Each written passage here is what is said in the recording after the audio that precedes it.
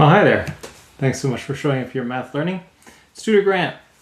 And today I went over this question with some students, and we used a method that was very similar to the official solution, but I wanted to share a more brute force approach to this method. Now, if you hear me say brute force approach and you see geometry and you think, is he going to put this on the coordinate plane? You are right. We're just going to use our equation of a circle centered at the origin. So a circle centered at the origin looks like x squared plus y squared equals the radius squared. And I'm just going to leave that there while I take a sip of coffee and let you contemplate the beauty of it for a moment. You know what? You're right. It does look an awful lot like Pythagorean theorem. That's because circles and triangles are related. So in this problem, we're asked to find, if we just label some points here, these are key. We want to find the length of AB. How long is it from A to B? Okay. We're told this is part of a circle, but it's not a semicircle. And we're given that there's this height here 9, this length there 27 for that little triangle. And we know that our solution is going to involve triangles in some way, but I'm going to do it without any triangles, just points on the plane. So I'm going to label a few other key points. We're going to call this C and this point D. Okay? And now let's also create a point O that we're going to put down here, and O represents the origin, and I am going to arbitrarily decide that the center of my circle, which is something I'm allowed to do when I put this on the plane, is at 0, 0. Okay? And so now, what's the radius of this circle? By golly, I don't know. Okay, and actually after having done this problem several times the last few days, I still don't know. Because I don't know how far above the x-axis all this business is. So I'm going to call this h as a variable. That's the height above the thing there. Another thing I don't know is I don't really know how far over these 2 points are in the x dimension. So I'm going to call this k here. And actually I hate it already. I'm going to invert those. Why? Because we often use k for a general y value and h for a general x value. Just because. All right? So that tells me that the C point is at 0 in the x and 10 plus k in the y. Okay, the D value is h in the x and 9 plus k in the y. And this B value is h plus 27 in the x and just k in the y. Now, we can clearly see, I hope you can clearly see, and if you can't clearly see, just allow me to point it out and then don't feel sad that you didn't clearly see it, that that's the radius of the circle. Okay, and so what's the radius? My R value here is equal to 10 plus k, or k plus 10, whatever. So I can take this and note this point doesn't really give me any new information because I have 0 squared, that's the x, plus this thing squared, that's the y, is the radius squared. But I already know 10 plus k squared is equal to 10 plus k squared. So I'm going to skip that. I don't need that equation. This one gives me a different equation. So let's input there. All right. So I'll do that point in dark gray because I've been working in dark gray lately and quite liking it. So I have x squared plus y squared equals r squared. Let's just work directly underneath that for our D equation. Okay, so we would have h squared plus 9 plus k squared equals the radius squared, 10 plus k squared. All right, now we do a touch of algebra to manipulate this and make it as simple as possible. Yeah, let's do it that way. I like doing it this way. So we would have h squared plus 81 plus 18k plus k squared. Any confusion, just ask or figure it out.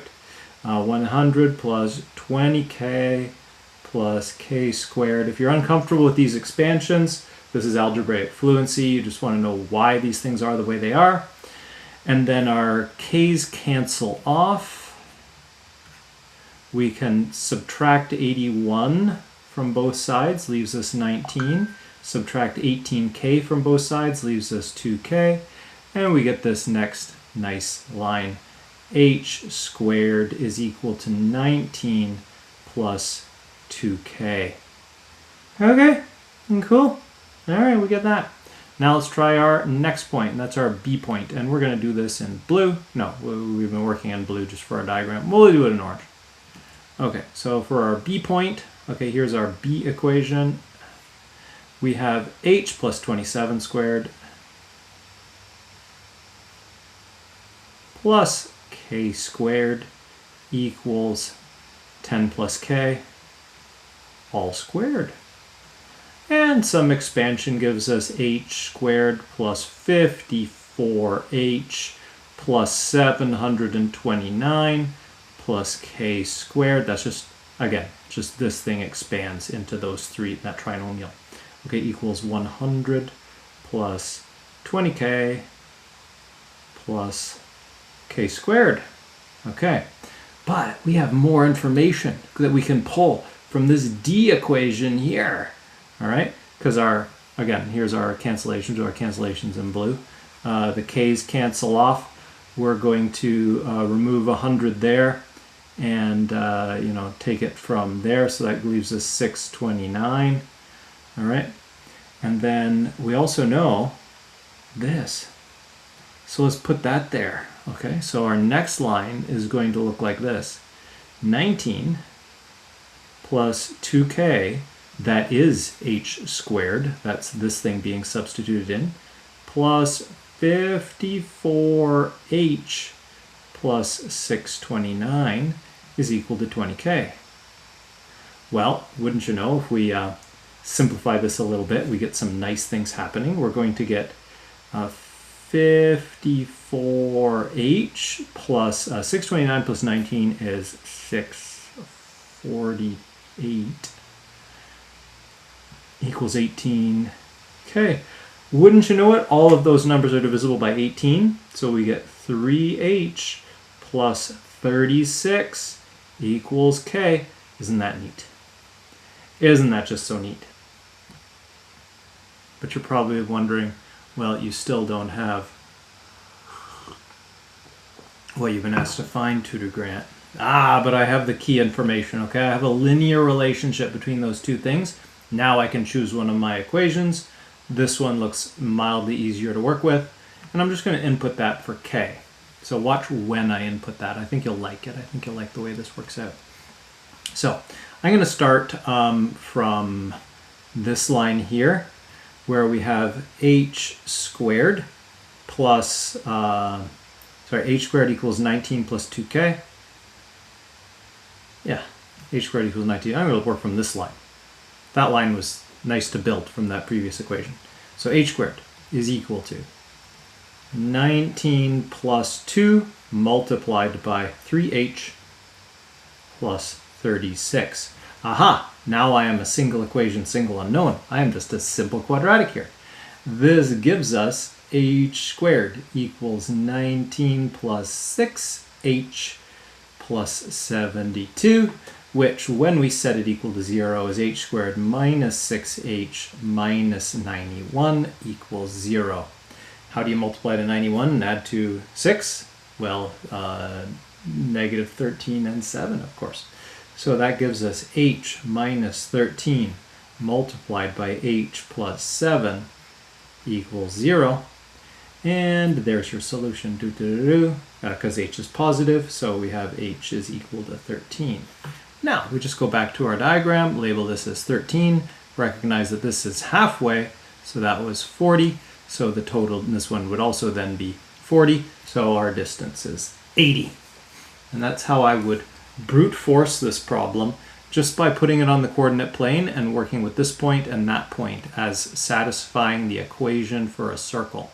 It gives you exactly the same algebra as if you were to build these triangles. I'll show you the triangles that we built in class today. We extend the radius up there and come over there and recognize that this one is right angled and that's 1. So this is 9. And then you get 9 plus k squared is equal to, h squared plus 10 plus k squared. this thing, because that's a radius and it's the same everywhere. And then we also have this triangle out here, where when you make that triangle, you get the other equation. Okay, so it's not fancy, but it does save you some thinking, which may be something that you like. I don't know. Anyway, so this is a different approach, and I thought I would share that with you all. Hope that was enlightening. If this is something that you can add to your toolkit, all the better, because there are times where you're going to look at a problem and you'll be like, I just don't see the triangle I need to make. And something like this saves you from having to think about that. Bye for now, everyone.